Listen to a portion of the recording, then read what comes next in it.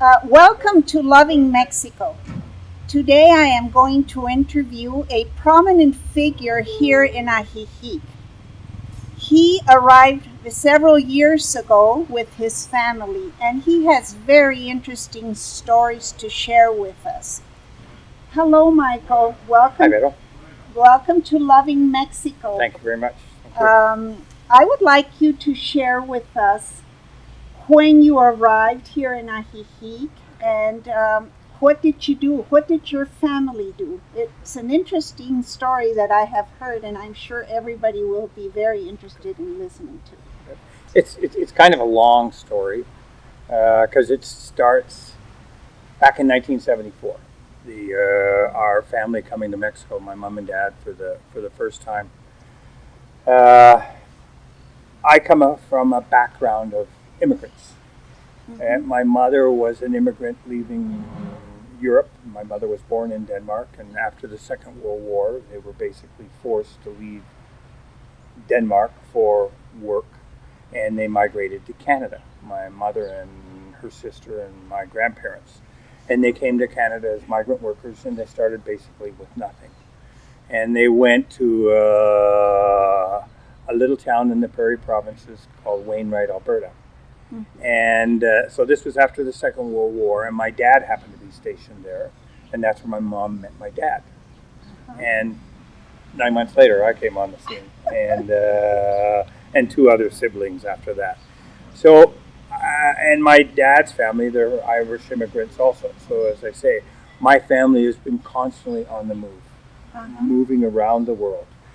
And so my mom and dad, they started off, and my dad was in the health and beauty aid industry, but he was always a dreamer, and he was always looking for a new adventure in life. And so in 1974, he traveled quite a bit. He was a national sales manager for a company called Miles Laboratories. And he traveled all across Canada and all across the United States. So one day, one of the girls behind the counter in the Toronto airport said, "Oh, Mr. Eager, we're opening this new leg, a flight that is from Toronto to Guadalajara, and you've been selected since you travel so much with us. You have here, we've got your name on this list that you're going to get 2 free tickets to go to Guadalajara, no cost to you." And I believe at the time they were even going to throw in a couple nights at the Hotel Camino Real in Guadalajara, which was at that time the premier hotel in the city. So my mom and dad went on that flight, basically coming down to spend their second honeymoon in 1974 in Guadalajara. While my brother Mark and my sister Jody, we stayed at home. And they were gone for a little over 2 weeks. So you can imagine 3 teenagers at home basically for the first time on our own. So it was party, party, party, party. And my mom and dad spent the first night at the Camino Real in Guadalajara. But since my dad always stayed in these big fancy hotels, he said, "No, this isn't the Mexico that I want to see." So he struck up a conversation the next day with a young man in the exterior of the hotel who was a guide. And my dad explained to this fellow, "Well, I want to stay in a little Mexican village. What do you suggest?" And the guy said, "I know the perfect place. There's this little community that's on Mexico's largest freshwater lake, and it's only an hour and 10 minutes from here. And it's called Ajijic." So the guide brought my mom and dad out with their luggage out to, at that time, which was the Real de Chapala, which was part of the same chain in 1974. So my mom and dad spent the second night at the Real de Chapala. There again, another big fancy hotel, and my dad said, "Nah, I want to go and stay in a little Mexican inn in the village." So they managed to get from the Real de Chapala to, at that time, which was the only hotel here in the village, and it was called Posada Ajijic. And the moment my mom and dad walked in through the main, what's called a sawan, the main door, because the old Posada is basically an old hacienda. It was the biggest property in the village, and it was built for the wealthiest family in the village at that time. And so in the late 30s, early 40s, it had been converted into a hotel. mostly to attract vets from the Second World War. And so my mom and dad were actually able to stay there. And the moment, as I say, my mom and dad went through that salon, they came into the inner courtyard, and there was this beautiful grapevine, and the whole courtyard was covered with the grapevine and the arbor, and all of the beautiful leaves. Was this beautiful canopy, and from there they went into this pristine, beautiful garden, a natural garden, and all of the rooms were around this beautiful garden, and a pool in the middle, and they fell in love with the place. The moment they saw it, my dad was enamored, and the whole time he was there, he discovered this was his next dream, that he wanted to come to Mexico. And at that time, there was the only person who had any responsibility was this lady from the States by the name of Sue Waterbury, and she was the manager. But she was drunk every single day. By 6 o'clock in the afternoon, she would sit in the bar all from midday about 4:30, 5 o'clock, and then she would be so drunk, the waiters would have to pick her up in her equipali chair, take her to her room, dump her in her bed, so he could talk to her on, who owned the property, how it was administered, how she was managing the hotel and the restaurant. And it wasn't until my dad was able to talk to a fellow in the garden by the name of Manacho, who sold silver jewelry from Pasco. And he was the guy who had all of the information on who owned the property and how it was all structured. So my dad was able to strike up a conversation with him. And before they left, he gave his business card to Nacho, the jewelry salesman in the garden. And he said, well, if anything ever happens to this property, please give my card to the family who owns it. And I would either like to buy it or rent it, whatever the family wishes to do. So my mom and dad went back to Canada and discovered that I'd crashed the family car, and and the house was okay, in pretty good shape. And my dad went back to his normal routine. But he always had that in the back of his mind, Mexico ever, Ajijic, if that opportunity ever rises, I'm going. And sure enough, maybe 7-8 months later, he got a telegram. Oh. Come to Ajijic, the Posada is available, but to rent. But there was no other, and it was signed by a fellow by the name of, the name on the telegram was a fellow by the name of Dr. Casimiro Ramirez Jaime. But there was no other information. So my dad, he should have hopped on a plane to come down and see what he was getting, but no. He sold the family home, sold the family heirlooms, got together as much money as he could, bought himself a station wagon, had this special trailer built that was to be pulled behind the station wagon, and he had it so that it stood out on the highway. It had blue and white polka dots. Uh-huh. It was all blue and then with these stupid white polka dots. And it started on this National Lampoon-like vacation from Pickering, Ontario, which is just east of Toronto. And I was, at that time, I was studying in university. I was at York University. So my brother loaded my mom and my brother, my sister into the vehicle. My mom, she followed my dad, no questions asked. No matter what he wanted to do, she was always there. And so they started on this vacation, and they took almost a month and a half, and they traveled throughout the United States, going to places where he'd always wanted to go and was never able to make it. And they actually made it down to the Mexican border. They crossed at the border. They were just slightly north of Monterrey. And the tire fell off the trailer. And it scratched the road surface. And along comes the federal cops. And my dad, being a greenhorn and not knowing what to do in a situation like that, what he should have done was offered a bribe. But to him, that didn't even enter into the equation.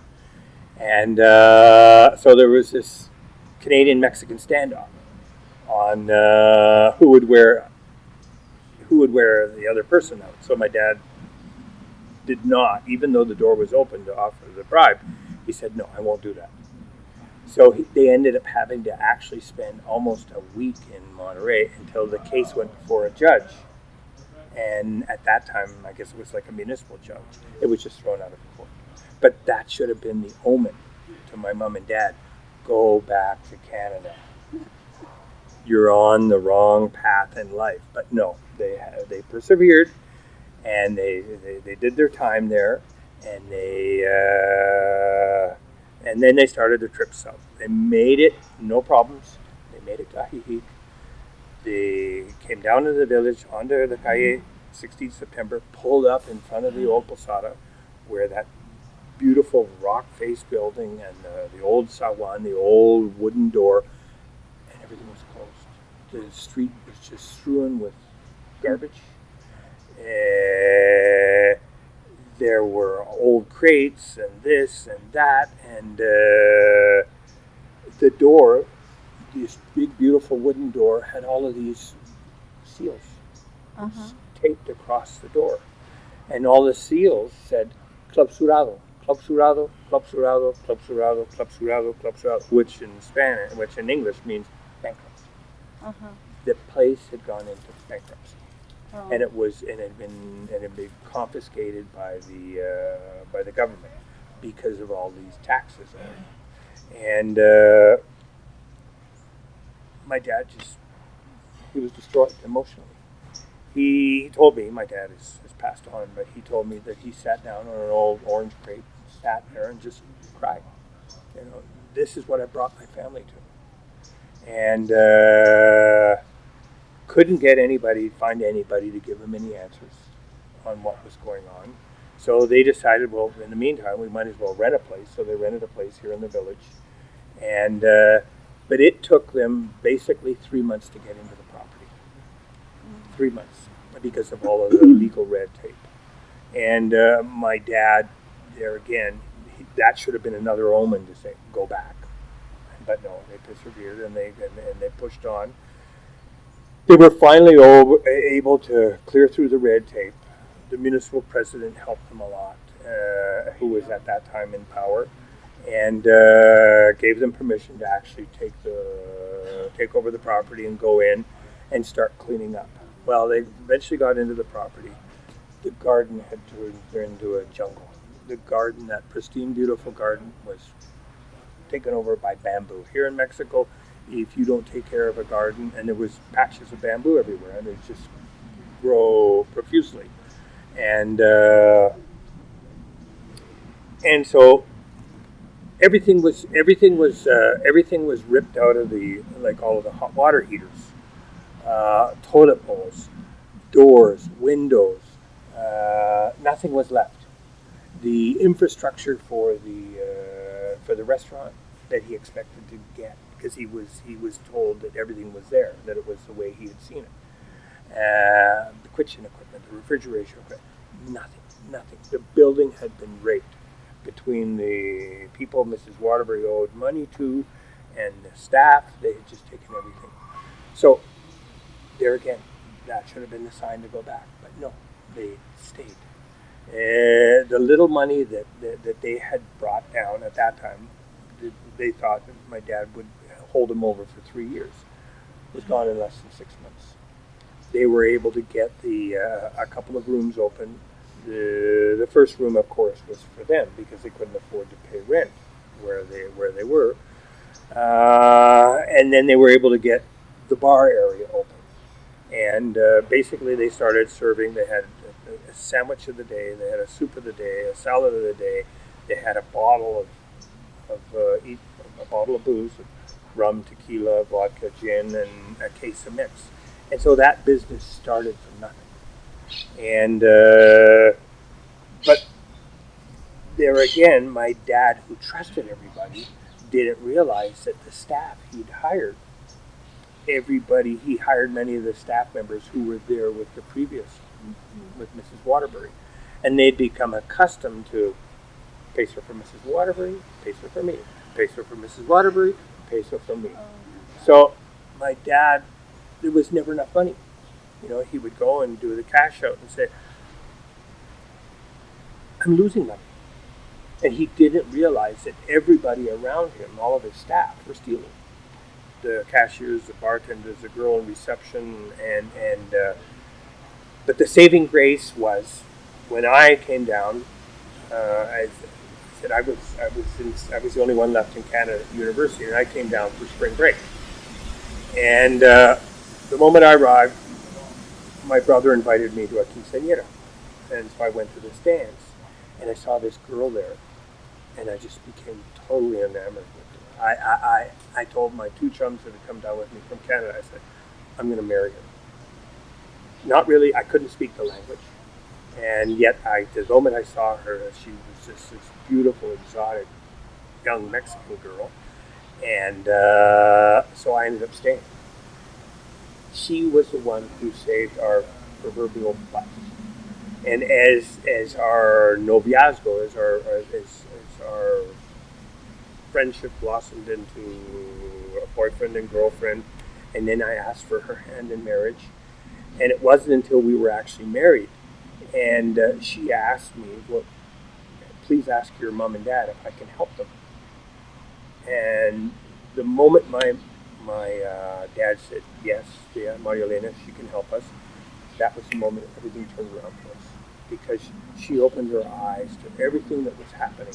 Because she knew, she was a village girl. Yeah, so she knew exactly what was going on, and she said, you have to do this, you have to do this, and you have to do that. Because even though she was this very young girl, but she had always worked from when she was 13 years old and on. She was the one who was expected to help her mom and dad. And she was savvy. She was really, and still to this day, she manages the office and the flow of money coming in and the expenses. She takes care of all that. And within 6 months of her taking over, and what she did, she first started working as a cashier. From the moment we opened in the morning to the moment we closed at night, she was there. And within 6 months, we had turned that business around. And it ended up being, for many years, we were there for 15 years. And it was a great place. We had the only watering hole in town. We had the only hotel in town. This was just going back to 1974, 75. And we were there up until 1990. And so if you wanted to know anything that was going on in the world, you would go down to the old Posada and sit in the bar. And because at that time, for the first 3 years, we didn't even have phone service at the hotel. Everything was done by letters, or if somebody did call, they had to phone the telephone office up on the plaza. They would send a runner down, and they would tell the people, we'll call back in an hour. We'll have one of the eagles here waiting for your phone call. And there were no satellite TVs. There were no TVs. And if we did get a signal, the signal was so poor. So there was, for the expat community, there was nothing for them to do but, go to the old Posada. And we actually had one of the first theaters here in town, besides the Lakeside Little Theater. So, and my dad loved that. He was always looking for something to entertain the local community, the expats. But what my dad really liked was people would come down and ask Borley. And my dad was always a fountain for information. Sometimes all of his information wasn't 100% correct. And lots of times he would start rumors. And he would see in this little expat community, he would start a rumor and he would see how it would go through the community and how it would come back, embellished and modified. And so he had lots of fun there. But it was a great place. We had a great time, and then we had some very difficult times also. We had on one occasion where the lake level came up so high, we had some intense rains that we lost the dining room and the bar area. We actually had 55, 60 centimeters of water in the eating facilities, and the whole dining room, they were all adobe walls. And if you can imagine the waves crashing up against the wall, and the adobe turns into mud. So all of a sudden the whole floor in the dining room just caved in. And we had other situations there because we had live music pretty well every night. So there's always, with the bar business, there's always the not so nice side, and when you're dealing with people and sometimes who have had too much to drink. And so probably in about 19 1980, the lady who we'd always dealt with from day one, she started taking ill, and her name was Doña Josefina, and she was Casimiro's mother. And she, over the next 5 years, her health just went downhill. And she was a great lady to deal with because she said, all I want for rent is $1,000 a month. You do whatever you want with the property. I never want to hear from you. All I want is to get my monthly rent every month. And if there's a problem, you fix it. Mm-hmm. So up until about 1985, everything went well. Our relationship with the landlady. Then she passed away. Mm-hmm. And that's when all hell broke loose. The 3 siblings who were left, who inherited the property, decided that they wanted to take a kick in the can, because we had taken this dumb little hotel restaurant that really did no business, and we turned it around. It was a veritable gold mine for many years. And the guy, the son, he came in to see me one day. By that time, in 1978, my dad had already sort of retreated. He didn't want to have anything to do with the day-to-day running of the business, and he dumped it in my lap and Maria Elena's lap, my wife. And so there I was confronted with this situation. This man, the owner, was asking us for the property. He was giving us 3 months to get out. By that time, we already had 35 people on staff. And it was devastating. You know, what are we going to do with the business and all of the people who depended on us? And I didn't realize that I had legal rights as a tenant. So we had a very good client who would come once a week from Guadalajara, and he was a lawyer. And he was the man who there again opened their eyes and said, no, he cannot do that. So we were able to hammer out another 5-year contract. And in that 5 years, we had bought here. Mm-hmm. And this property that I bought, where the Nueva Posada is, I was going to build my family home here. And we had a powwow with my mom and dad, my wife, and I. And we decided, well, we've got 5 years. Why don't we build something on a small scale and build it here on the premises where the Nueva Posada is? There was nothing here. This was just an empty lot. And so that's how this got started, where we're at right now, where you and I are sitting here. And so over that 5-year period, just little by little, I was able to build. And thank God, in my 15 in the years that I was at the old Posada, at that time real estate was still very expensive, and so I was able to buy properties. And my mom and dad had bought a beautiful property up in Villanova, and they were building their dream house. So we basically had to sell everything that we could get our hands on, and we pumped all that money in here. And people would always ask, because we hadn't ever thought of what are we going to call it. And it wasn't for the people kept on asking us and saying, well, when are you going to open the Nueva Posada? When are you going to open the Nueva Posada? When are you going to open the Nueva Posada? And that's when we decided, well, let's call it the Nueva Posada. Because we migrated from the old Posada to the new one. And so, as a matter of fact, the current people, they actually call that the old Posada. Yeah.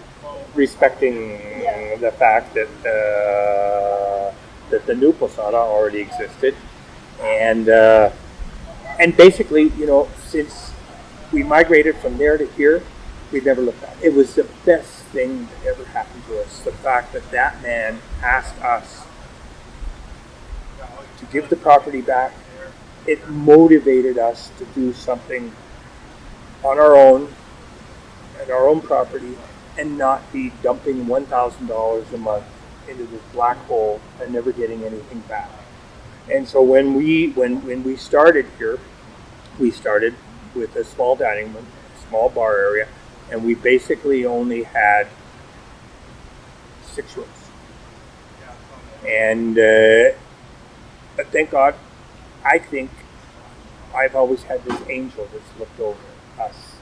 And that's part of the beauty of living in Mexico. But the angel has always been my wife. And my wife has her angel, and that became my angel. And everything, sure, we have downturns and we have difficult times, but there's always salida. There's always a way out. There's always a way. Yeah. And so we have gone from the 6 rooms and the small dining facility to now where we have 19 rooms and we have 11 villas, and we're still, thank God, even with the ups and downs, because the economy of Mexico has been like a roller coaster, and we're still growing. And the beauty now is, what my mom and dad started, now I'm getting ready to pass the baton on to my children. Now I'm grooming 3 of my children to hopefully take over from my wife and I. And so we'll be able. I'm 63 and my wife is 66. So it's time for us to move on and do something else. Yeah. So that's basically how the story of how we managed to come to Ajijic, and the transformation that we've seen has been beautiful.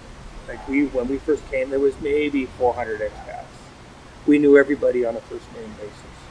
And now there's probably in season there could be 5,000-6,000 people. Oh, yeah, so the growth has been exponential, but the big push is still yet to come. The big push will come, and you won't hear this from many people if you're interviewing expats. The future for us here on Lakeside is that the Mexicans from Guadalajara, the Tapatíos, will make this a bedroom community in the city, and we already see it happening. Yeah, it is. And we will have phenomenal growth. And so as I hope to be, still involved, and that this can continue on for my children. Yeah, well, you sure have a very adventurous family, your mom and Yuri, whom I know well, and we paint together.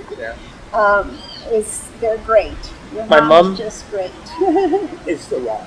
Yeah. My dad was the dreamer, and my mom has always been the steady Eddie, the person that's always. So I have these women in my life who have always influenced me. My mom, and thank God I'm blessed. I still have my mom involved in the business, and my wife, and so that's what's keeping this going. Yeah. Yeah. I remember coming from Guadalajara to the old Posada, and having the lunch there. All the Tapatíos would always come for lunch on Sundays. And it was something remarkable because everybody had to be at La Old Posada, the Posada. Well, it was the place to be. It was the place to be. And we tried to introduce comfort dishes that you would serve in the United States or Canada. We tried to introduce it to Mexico, of course, with a little a Mexican spin on it. But that was our success for so many years. And and now the new Posada, well, it's famous. Everybody knows, even in Guadalajara knows the new Posada, and it's a venue for so many events here. And actually, I met you when I was with my wholesaler business here, coming to the Canadian Club every month, organizing their trips to Mexico. Well, that's been another satisfying feat for us, is being involved right from the ground up in so many different projects. Because people would come to me, like Ken McTavish and the Canadian Club, and I've got this idea, what do you think? And same thing with the Hash House Harriers. Same thing when we formed an education project, and we were raising money for for local schools here at Lakeside. And that's been a really satisfying part of our life here in Mexico, trying to give back as much as we can. And that was the legacy that my dad left also. And we were involved in all of the local traditions of the Fiestas de San Andres in honor of our patron saint, St. Andrew, the Dia del Charro, el Dia de los Músicos. And then my dad actually was influential in introducing Santa Claus, because you go back to the mid-70s, Santa Claus, in Spanish they say, no pintaba. It was el Niño Dios, el Niño Jesús. So there were lots of things where we were able to leave our way, Yeah.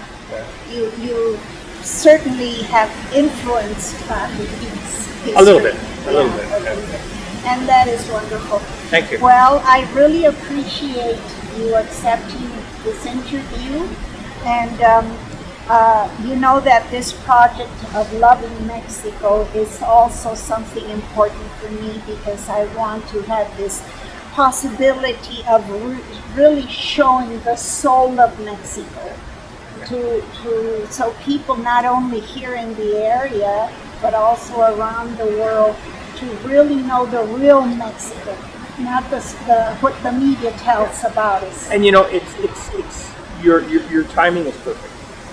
This, as I say, this is a beautiful country, and it's a shame.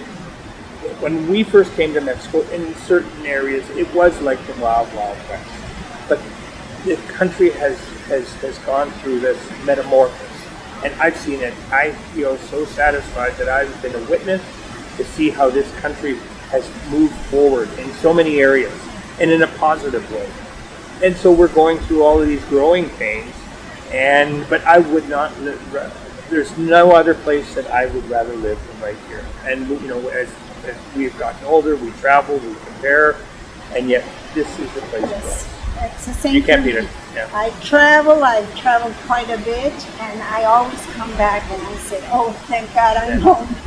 But you know, it's so unfortunate that the media paints the whole country with the same brush.